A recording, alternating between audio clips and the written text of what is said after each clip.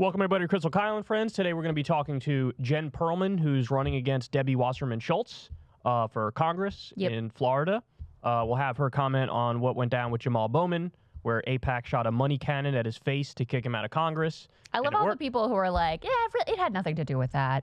Oh, it's so dishonest. It is the most dishonest thing I've ever seen in my life. Like, it's fine to be like, okay, he may have had other issues or he may have been like a little like dissonant with the district or whatever, but to pretend like the $15 million, it was the most expensive congressional race in history. So and you're going to act like that, that didn't matter. That wasn't the thing. People misunderstand this whole money in politics thing. Money doesn't even mean anything, bro. Think about it. It's just speech. Well, it is money.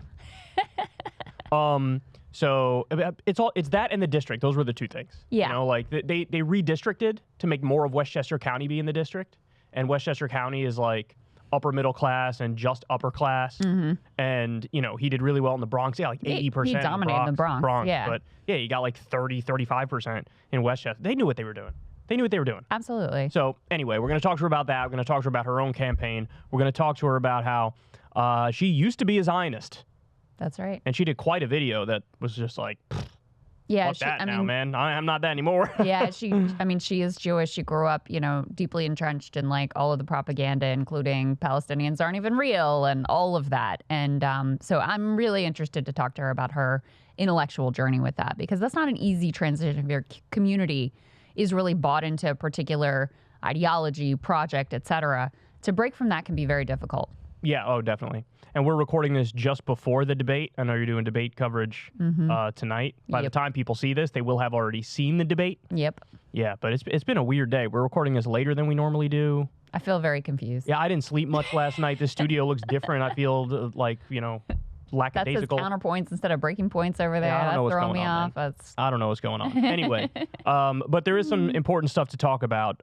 So the Supreme Court just released a whole slate of decisions that I wanted to break down with everybody. In fact, we have 5 different decisions that came down within the past few days, and they're not done yet either. I think there's going to be more coming within the next few days at least. Mm-hmm. So right off the bat, I'll say 4 of the 5, actually probably all 5, I disagree with.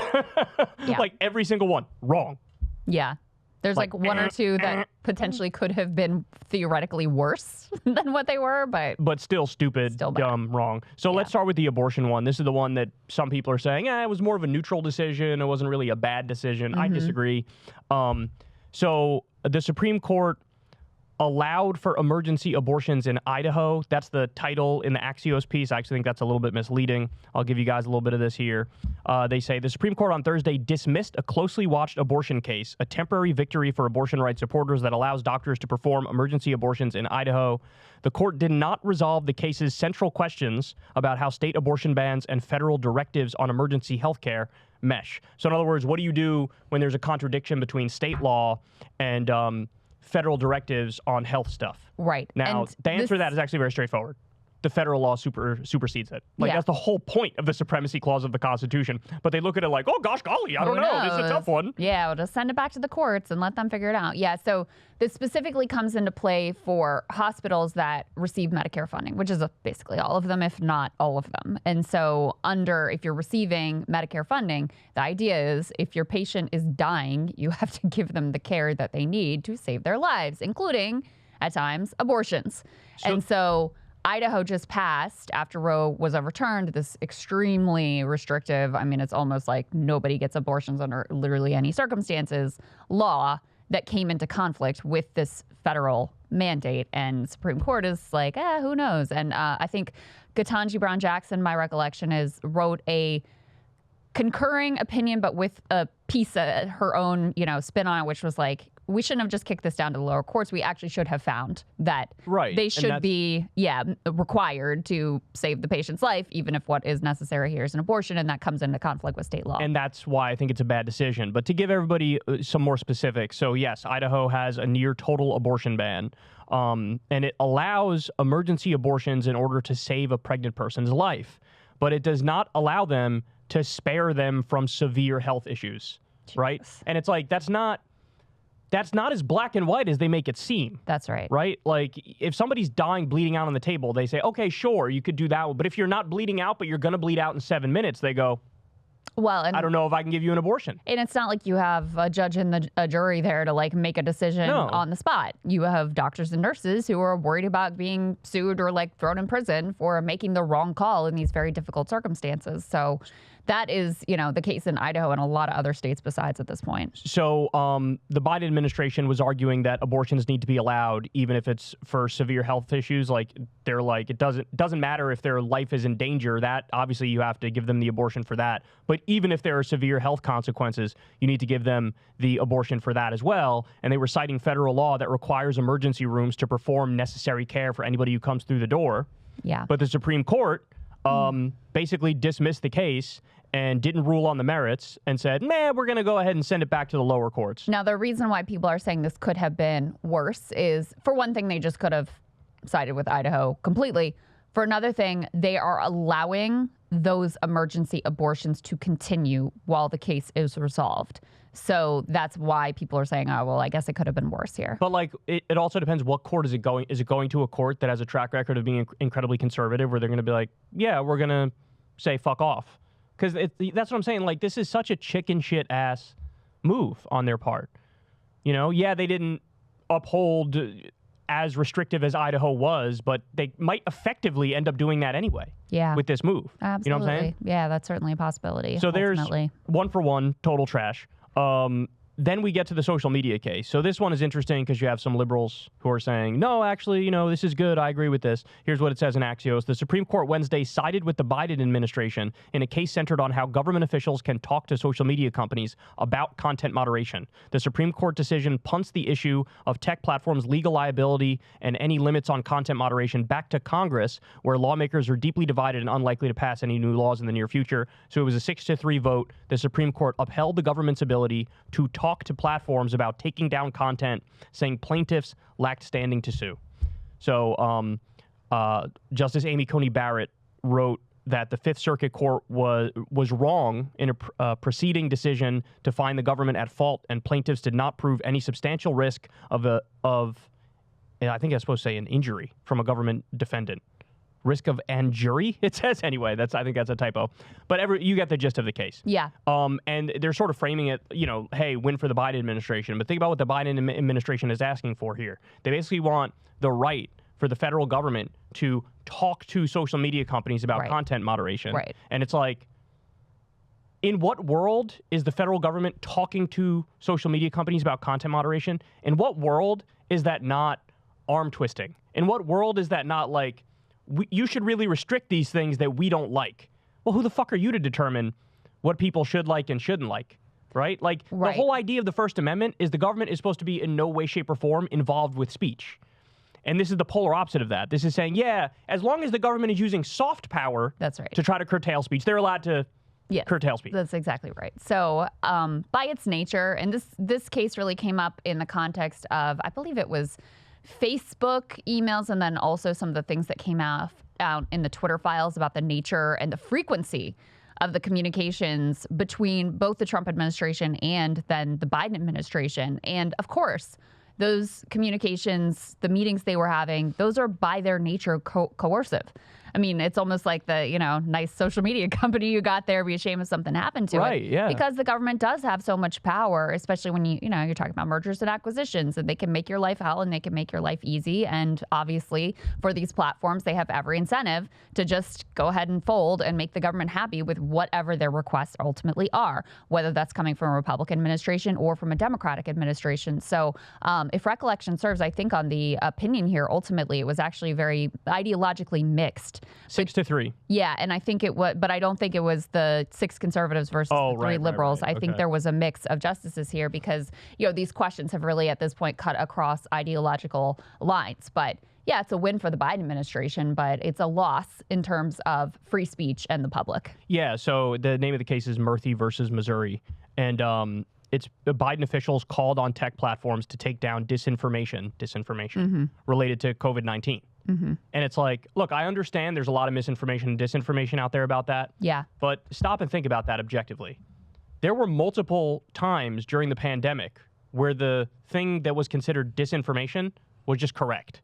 And the thing that was considered correct was just wrong. I mean, lab leak right? is the perfect example. Yeah, so like, and I'm not like one of those COVID-19 obsessed weirdos who's still talking about Dr. Fauci in the year of our Lord 2024. Like, I actually find all that stuff incredibly cringe and incredibly annoying, and everybody shut the fuck up already. We get it. This was a long time ago, right? So I'm not one of those people. But the idea, again, that the government gets to determine what is true, what isn't true, and the government gets to pressure social media companies to take action in terms of, banning and censoring, and it's preposterous. It's just not the role of the government. Yeah. That's not what the government should be doing in any way, shape, or form. Well, and to take the politics on COVID, which, it's weird that COVID became so political and what you thought about the origins of it became coded right-wing or left-wing or whatever. But, I mean, that was a new phenomena unfolding in real time where the science was and still is unsettled. So to think that the government came in with like, nope, this is it, and in certain instances were completely wrong, to be reliant on them for what you're allowed to say in the health sphere and what you're not is outrageous. And of course, they don't just want that power over, the next pandemic. They want it over all sorts of facets of what they would consider misinformation. I mean, perfect example. Let's talk about what's going on with Israel right now. Exactly. Took a vote That's a great point. saying like, oh, you can't even cite the Gaza Health Ministry numbers because those are Hamas.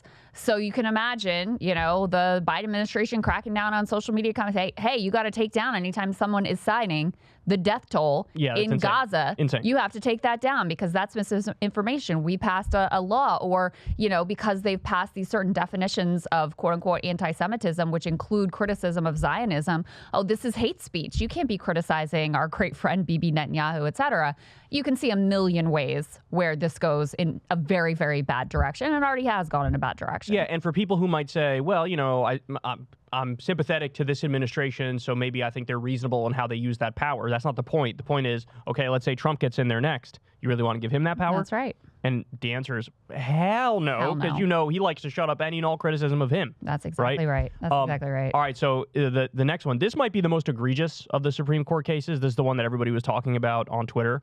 But the Supreme Court struck down part of a federal anti-corruption law that makes it a crime for state and local officials to take gifts valued at more than $5,000 from a donor who had previously been awarded lucrative contracts or other government benefits. Outrageous. So, in other words, outrageous. as long as you don't get the gift up front, as long as they give you the gift later on, then it's okay. And by the way, in this specific case, again, it's absolutely preposterous case. But the vote was 6-3. The justices overturned the conviction of a former Indiana mayor who asked for and took a $13,000 payment from the owner of a truck dealership after he helped that dealership win a $1.1 million city contract. Wow. I mean, this is beyond... Like, I remember the case, it was of Virginia. Bob McDonald. Yes, there was a Bob McDonald. I remember covering that at the time. It was preposterous. They basically let him get away with being brazenly corrupt and taking these gifts. Yep. Then there was the Andrew Cuomo case, his, right-hand man in New York when he was governor. That guy, resigned from Cuomo's administration, went and took a bribe, then got back into Cuomo's administration afterwards, and they were like, I don't see anything wrong here. Yeah, they're like, That's totally since fine, he bro. was technically not in office when he took the bribe, they're like, yeah, it was fine. That was fine. And by the way, so I'm at this point now, too. I'm curious what you think of this. Are they also being this brazen now? Because they've all been caught being super fucking corrupt in their own respect. Yeah. Are they now in a corner where they're like, I'm just going to have to go all the way with this shit. I'm going to have to say, that's legal, shoving fucking gold bars like Bob Menendez in their jackets. Well, and now I was thinking about our friend Bob Menendez.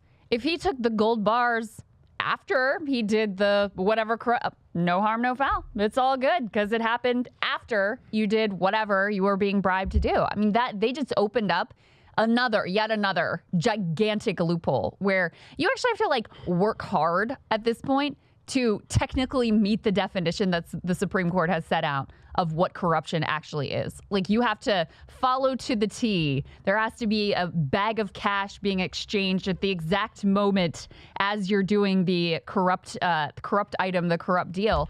It's insane, and I think you're right. I think they have backed themselves into a corner because not just Justice Thomas, but all of them, but especially Justice Thomas, it's like, oh, we don't really even believe that corruption is real. This is their ideology, especially Justice Thomas's ideology, is just like, this is speech. This is the way the government works. It is how it is. And, you know, if you want to have more influence, I guess make more money and spend it on your legislators or your Supreme Court justices or whoever you want to curry favor with. To steal brazenly from some viral tweet a long time ago, we're not even really a country anymore. We're a couple billionaires and corporations in a trench coat. Right? Like that's what we've become. Yeah. I mean, there is no argument for this decision that they made. There is none, which is why all of the arguments they make on corruption are goofy ass arguments like, it's free speech. Right. They literally try to say that. Yeah, Right. Giving money to politicians or giving money to a PAC or super PAC or whatever, that's just speech. So you can't it's speech. So then you're admitting the grandma in Cleveland who has like $70 to their name, they have less free speech than a billionaire of a corporation. Yep. In fact, way less free speech. Yep. That's exactly right. And by the way, if money equals speech, okay, let's take that to its logical conclusion. Why shouldn't it be legal to go buy crack or crystal meth? That's just my speech. I'm just saying how much I love crack.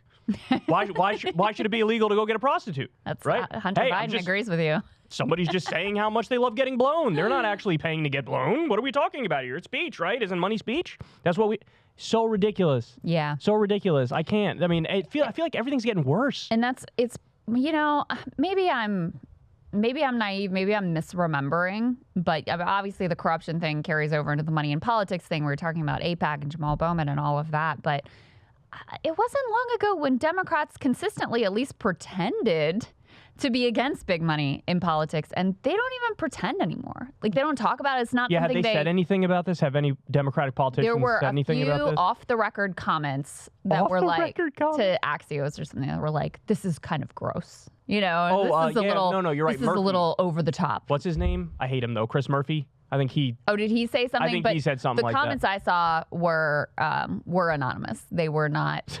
They were not even willing to give a quote. I'm off the record when I say I don't like corruption. Keep that off the record. Right. Like, I don't want to... Keep that money flowing. I got to keep that to myself. Like, it's not popular, apparently, in the Democratic Party to take that position. And if we're honest... They always were full of shit on it because they never actually did anything to really change it. But, and, you know, kept the big money flowing in their own primaries, which the Democratic Party runs, as we all know, runs the primary process. If they wanted to, at the DNC, ban big money, you know, dark money in their own primaries, they could, and they don't. So it's always been bullshit, but now they just don't even pretend. Now they're running around like, how dare, this is anti-Semitic that you talk about the $15 million that AIPAC dropped in. Like, you're the offensive one for taking issue with this brazen corruption that has captured our entire politics. And then on the Republican side, lest anybody think they're any better over there, you have a Republican Senator, Ted Cruz, who sued and went all the way to the Supreme Court to get more money in politics. Yeah. Oh, yeah. They were doing fucking cartwheels in the Capitol when this came down. Well, and speaking of the shift, I mean, Trump used to talk. Now, this was also always bullshit, but he used to talk, drain the swamp, right? And I understand the game because I played the game. I bought these people before. I'm the one who understands the system, so I can dismantle it. I'm wealthy. I don't need these people's money. Now... He's in ballrooms with billionaires brazenly like, just give me your cash and I'm going to secure your tax cut for me. Hey, oil executives, give me your cash and I'll make sure I deregulate and make sure you make plenty of money when I'm in office.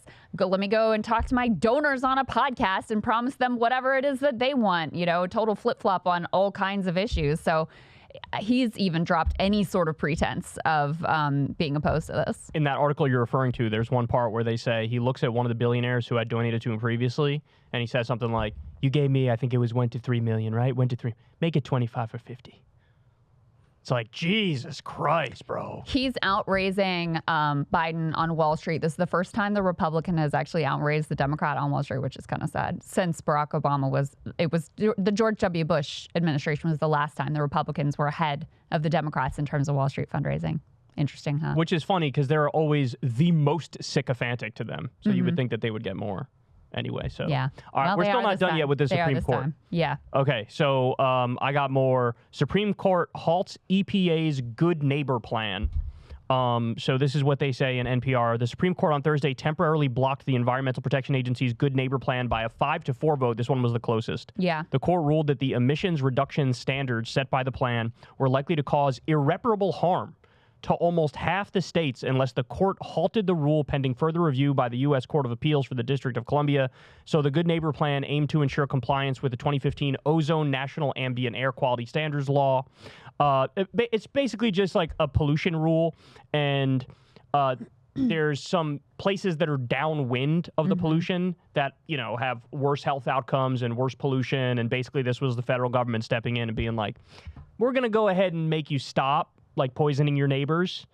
And the Supreme Court jumped in and went, no, we're going to block you from doing that. And they even say the lower court had some insane quote too that I'm blanking on right now. Let me find it. You can weigh in. Yeah, so I think this is one. It's temporary for now. They're sending it back down to the lower courts as a temporary injunction. And I also believe this is the one where we had surprising Amy Coney Barrett siding with most of the liberals on this to protect that regulation, or at least keep it in place for now while it's working its way through the courts. But yeah, I mean, the most consistent thing with this court, and frankly with the Supreme Court in general, whether it's been the conservatives or the liberals in charge, but especially with the conservatives in charge, is, you know, all the focus when they're getting nominated and going through the process has been on abortion, Roe versus Wade, for a lot of understandable reasons. It's obviously an important issue. Obviously, a lot of people find it to be a very important issue. But as they're coming up through the conservative judicial networks, the other thing they're being vetted for is their consistency in favor of corporate power. And those decisions get a lot less attention. Like the fact that this corruption decision was coming up, I think Lever News was the only outlet that covered that this thing was even going to happen. And then obviously we're poised to report on it once it did ultimately come down. But, you know, once again, they're just siding with business and your rights to have clean air be damned. Yeah, so on that, Ohio and then several other states and, quote, large industrial companies and trade associations, they're the one who brought this case. Yeah.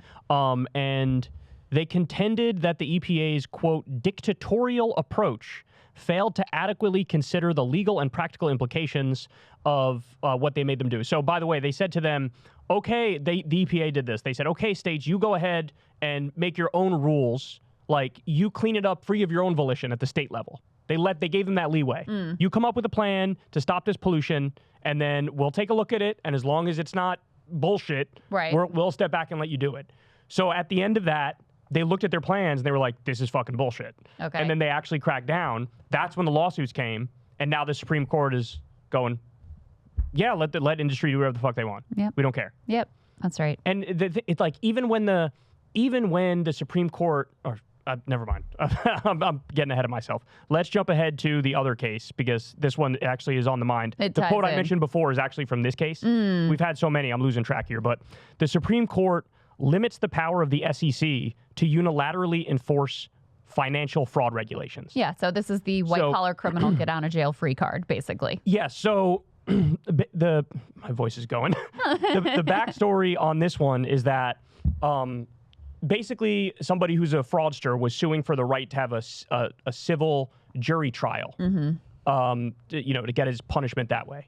But there's a different way of doing it through the SEC, where it's quicker, it's more efficient, and they have that because there's a massive backlog in the federal trials, and they needed some other way to do it, right? And they've been doing it like this for a long time. It's basically like a basic government regulation type thing. Yeah. And this guy said precedent. This isn't some like new wild and crazy thing the Biden administration just made up. This is it's been like this for a very, very long time. A lot of these type of fraud cases are resolved. And it was a 6-3 ruling. They were like, yeah, the basic SEC regulation to stop financial fraudsters. Now we're going to throw it back to the courts.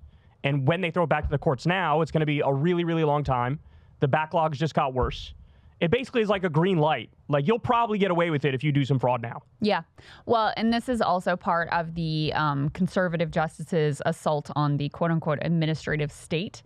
There's a whole thing there with regards to the Chevron doctrine. I don't know if you guys have heard. This is like, if you're a conservative, you definitely know what this is. But the idea is effectively, right now, Congress passes legislation, and there's some bandwidth for the various regulatory agencies to be able to interpret and then enforce that legislation. And what the conservatives want to move towards is really clipping the wings of that quote-unquote administrative state. And basically, if it's not specifically laid out in legislation from Congress, then they say, oh, you don't have the power to do that. And so this falls into that category of that, antipathy towards and attack on the administrative state. And, it may sound fine in theory, but in reality, it just makes it very, very difficult for the government to do anything whatsoever. It takes power away from their ability to rein in corporate power. I mean, that's one of the primary reasons why there is such a desire to have this attack on the administrative state. So this fits in well with that. It is a good illustration of the type of thing that the conservative justices are pushing towards, which again, really, once again, tilts the scale in favor of corporations, white-collar criminals, their cohort that has put them there in power. So I found the quote I was looking for. The Fifth U.S. Circuit Court of Appeals, so the lower court, which, that eventually led to this Supreme Court case, but this is the same case. They said Congress improperly delegated legislative power to the SEC, giving the agency authority to choose the in-house administrative route rather than a federal court. See, so that's in other crazy. words, yes, what that means is, basically, even though Congress said, SEC, you go ahead and do this, right? We're saying, no, we disagree. Because normally the Supreme Court dodge and the court dodge is like, oh, go ahead and let them do that, right? Well, normally the dodge is like, well, if Congress wants it, they can pass legislation. Right. And now Congress is like, okay, but we did. And they're like, no, we're going to override you anyway. Yeah, I mean, this is what conservatives used to talk about, the legislating from the bench. That's what this is, yeah. That's what this is, So right? Congress says X. It's putting themselves in the position of supremacy. They're supposed to be co-equal branches. This is the judiciary, the judicial branch saying, no, actually, we're superior. We're going to tell you what you're allowed to do here with regards to this very specific administrative capacity. We don't like what you did, so we're going to make a different rule. Because their dodges leave it to Congress. And in this case, it's like they did leave it to Congress. And they're like, okay, then we'll just override Congress. So they're going to always... That's the thing. The law is fake, right? Like they just go back to what are their ideological priors, and then we'll make that the law, and we'll find some rationalization. And the thing that nobody will tell you, but I will, is everybody does that. Whether you're on the left or on the right, everybody's doing that. But they have this highfalutin bullshit about how, no, we go by the letter of the law. Yeah. It's like, do you really? You just overturned Congress when Congress said the SEC can do this for financial fraudsters. They could basically have their own trial process for the financial fraudsters. You threw that out. Right. Insane. Yeah, insane. Truly. All right, so that's how the Supreme Court is fucking us in 1,000 different ways. Okay, that was lovely. Now, that felt great. Before we get to our guests, I wanted to talk about the new numbers that just came out. Nate Silver released his prediction for the presidential election. Now, again, I have to be clear. This is pre-debate we're talking about here. Yeah. It's not post-debate. The numbers, I'm sure, will change one way or the other post-debate. But according to Nate Silver, as of right now, if the election were today, Trump has a 65.7% chance of winning the election. He also predicts that Biden is slightly more likely, 51%, to win the popular vote. Wow. Isn't that interesting? Yeah. That's interesting, isn't it? Yeah, because some of that had shifted. Yes. Yep, that's right. Where there was a theory, Democrats have long had advantage in the popular vote and disadvantage in the electoral college because of some of the realignments that have happened with suburban college-educated voters shifting into the Democratic Party and working class voters of a variety of stripes shifting into the Republican Party. There was a thought that might be changing. So it's interesting that he calculates no, it still is the fact that Democrats have more an advantage in the popular vote. Yeah. So, I'll ask you up front here before I get to the 538 number, which is not the Nate Silver number. Right. What do you think of that number?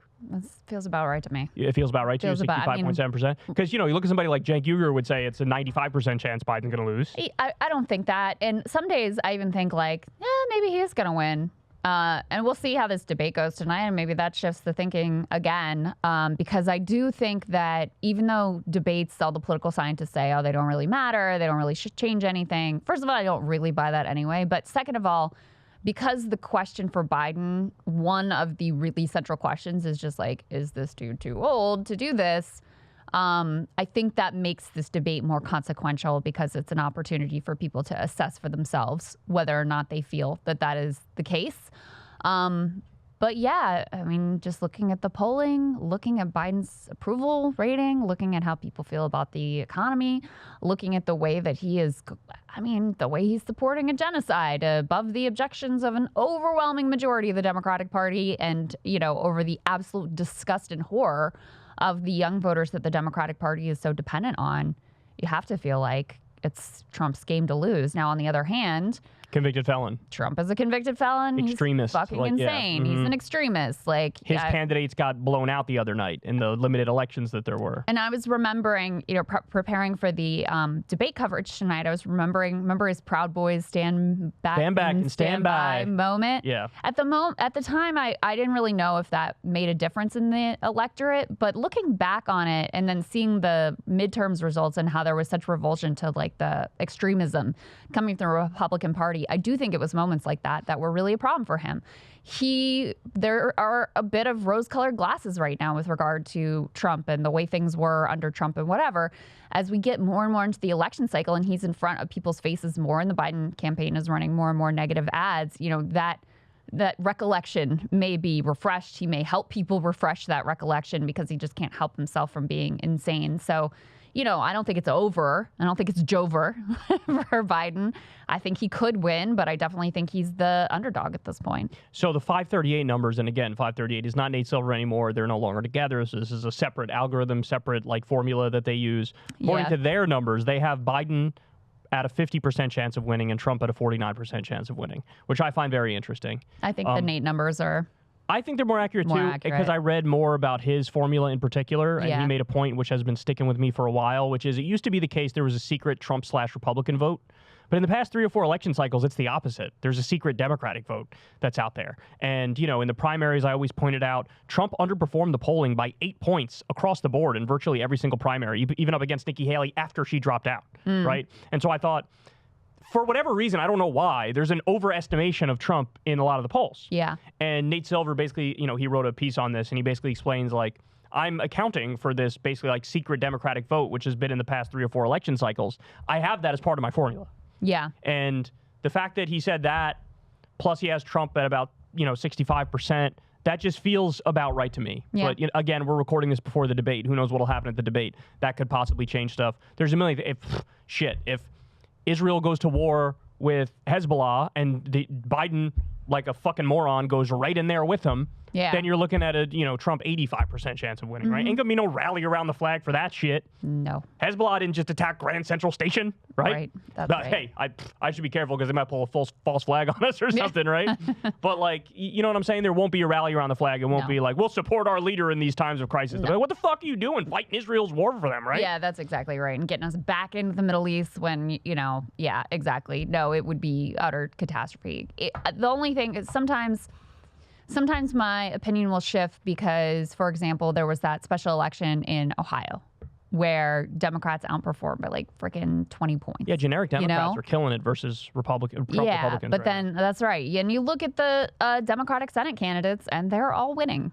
In the battleground states, they are, I think, literally all up in the polls.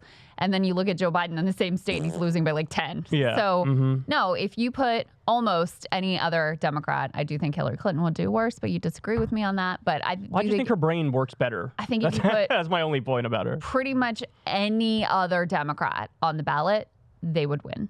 But Joe Biden is a uniquely poor, failing, weak candidate. And that's why even with a man who is literally a convicted felon, who also has horrendous approval ratings, who the majority of the nation hates, and you're still very likely to lose to him.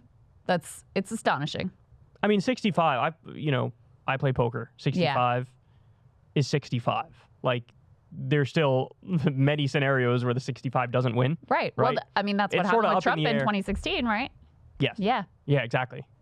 Where it was Hillary who had she was like, 69% chance of winning or whatever, and people just thought that was a lock. It wasn't a lock. Oh, it was higher than that. It was 89 or something like that. It depended on the... I mean, yeah, most of the ones I saw were like 178% chance. Right. I remember talking to my friend's dad, and he went through. I was like, I don't know, man. I think Trump might be able to win this thing, and he was like, no, he's not. And then he ran through a bunch of states. He's like, does he have a chance of winning that state? And I was like, I don't think that one. Does he have a chance of winning this state? I was like, I don't think he'll win that one. He went through like 4 or 5 of them, and he was like, see, he can't win. Yeah. Later that night, it's like he probably won like most of the states that we thought he Were you talking to Robbie Mook? No. The campaign manager who famously was like, you don't need to campaign. My friend's It's dad fine. is not Robbie Mook. I can assure you that.